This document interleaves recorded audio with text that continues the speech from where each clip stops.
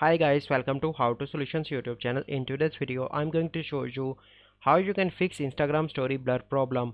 Before getting into this video, must subscribe to our YouTube channel and click on the bell icon. So the first step you need to do is to open Play Store, and if you find any update, you will update your Instagram application.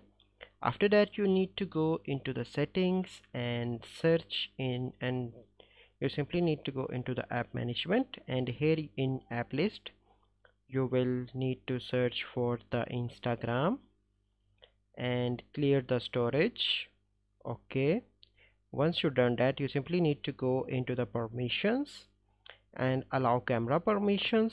Once you complete that step, you simply need to go back and open Instagram and try to create a new story. So let me create a new story. Okay, and then you need to share that. As you can see that this story is not blurry now. So I hope you find this video helpful. If you find this video helpful, must like this video, subscribe to our YouTube channel for future videos. We'll see you in the next video. Thank you, have a good day.